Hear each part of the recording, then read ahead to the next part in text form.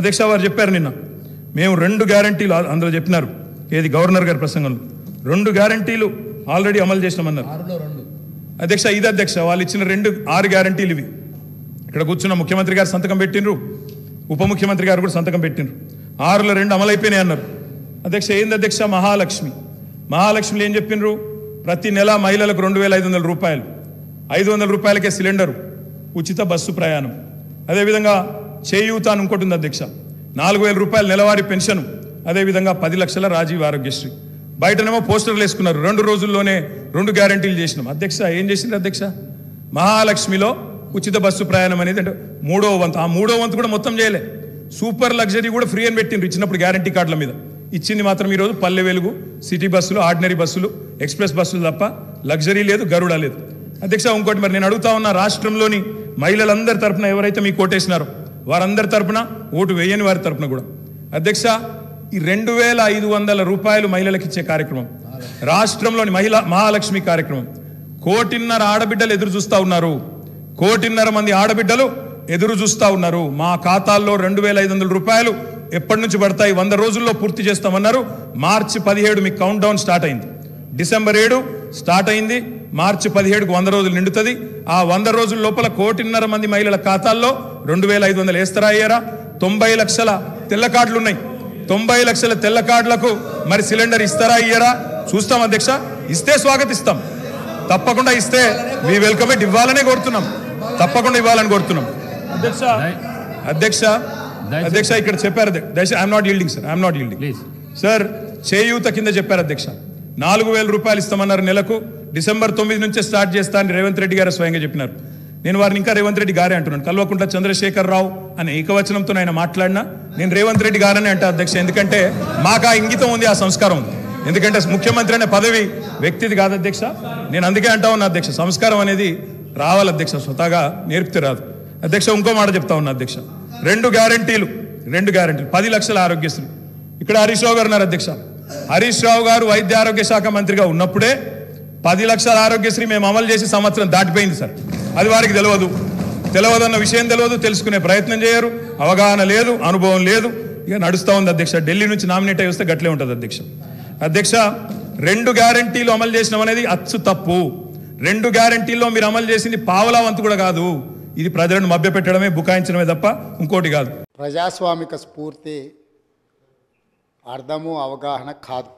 మనం ప్రయత్నం చేసినా కూడా వారు తెలుసుకునే ప్రయత్నం చేయరు.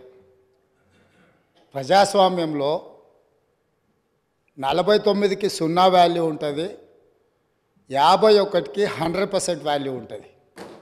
ఎందుకంటే 51% ఓట్లు, 51% నెంబర్ ఉన్న వాళ్ళు ప్రభుత్వాన్ని ఏర్పాటు చేస్తారు. 49% ఉన్నవాళ్ళు ప్రతిపక్షంగా కూర్చొని ప్రభుత్వం తీసుకునే పరిపాలనలో నిర్ణయాలను, శాసనాలను సహేతుకంగా విశ్లేషించి సలహాలు సూచనలు ఇస్తారు. సలహాలు సూచనలు ఒకవేళ ప్రభుత్వము పెడచెవిన పెడితే నిరసనలు, ధర్నాలు, రాస్తారోకలు చేస్తారు. అవసరమైతే ఆమరణ నిరాహార దీక్షలు చేసిన కూడా సందర్భాలు ఉన్నాయి.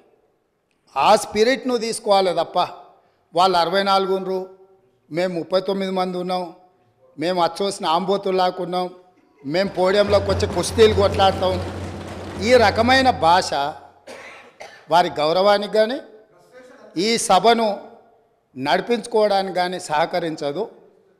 రెండవ అంశం, పదే గత పాలన గురించి, గత ప్రభుత్వాల గురించి మాట్లాడుతున్నాను. సరే, వారు ఏం మాట్లాడతారో మొత్తం విన్నాక రిప్లై చేద్దాం అనుకున్నాను. కాకపోతే నా రిప్లై కోసం వారు తహతహలాడుతున్నారు. గత పాలనలో యూత్ కాంగ్రెస్ వైస్ ప్రెసిడెంట్గా కల్వకుంట్ల చంద్రశేఖరరావుకు అవకాశం ఇచ్చిందే కాంగ్రెస్ పార్టీ. సింగిల్ విండో డైరెక్టర్గా ఎన్నికల్లో పోటీ చేయడానికి ఇస్తే కాంగ్రెస్ పార్టీ తరఫున నిలబడి ఓడిపోయిందే చంద్రశేఖరరావు. గత పాలనలో ఎంపీగా గెలిపించిందే కాంగ్రెస్ పార్టీ.